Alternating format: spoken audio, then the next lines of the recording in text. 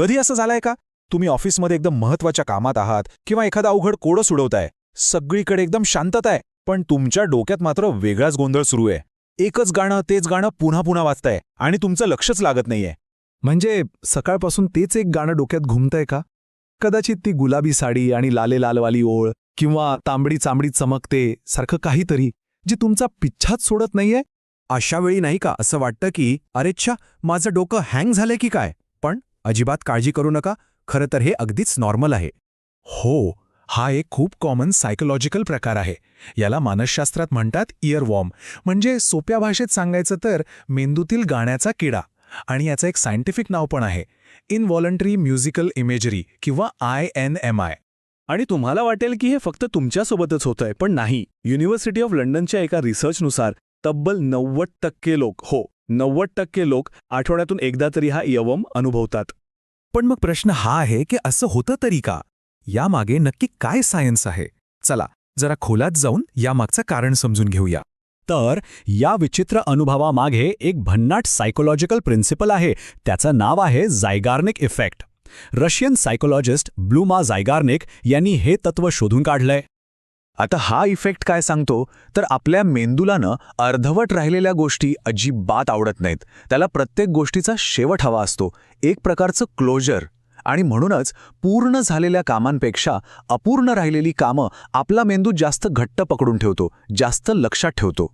आणि इथेच इयरवॉर्मचं सगळं रहस्य दडलंय. बघा, आपल्याला त्या अडकलेल्या गाण्याचं पूर्ण कडवं आठवत नसतं, बरोबर? फक्त ती एक हुक लाईन आठवते. मग आपल्या मेंदूला काय वाटतं की हे एक अपूर्ण काम आहे, आणि मग तो ते काम पूर्ण करण्यासाठी तीच ओळ सतत लूपमध्ये प्ले करत राहतो. आणि गंमत म्हणजे आपल्याकडे भारतात तर हे जास्तच होतं. का?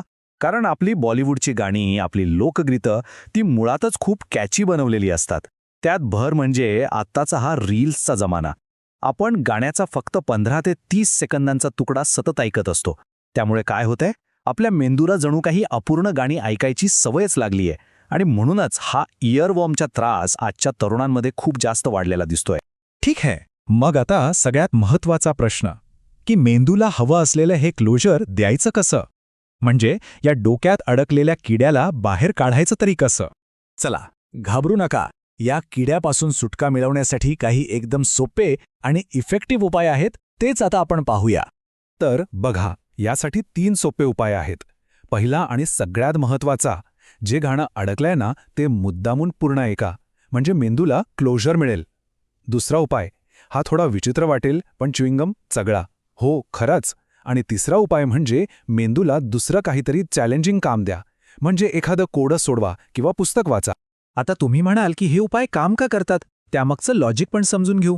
बघा, गाणं पूर्ण ऐकल्यावर, खास करून त्याचा शेवट ऐकल्यावर मेंदूला ते क्लोजर मिळतं आणि तो ती फाईल बंद करून टाकतो. च्युइंगम चघळल्याने काय होतं तर आपल्या जबड्याच्या हालचालीमुळे मेंदूमध्ये तयार झालेली ती ऑडिटरी इमेज, म्हणजे ती गाण्याची प्रतिमा तुटायला मदत होते. आणि सुडोकू किंवा वाचनासारखं काहीतरी केलं की मेंदूचं लक्ष तिकडे डायव्हर्ट होतं. सिंपल. तर या सगळ्या चर्चेचा सारांश काय? सगळ्यात महत्त्वाचं म्हणजे आपल्या मेंदूचा स्वभाव समजून घेणं. तो आतून एक परफेक्शनिस्ट आहे.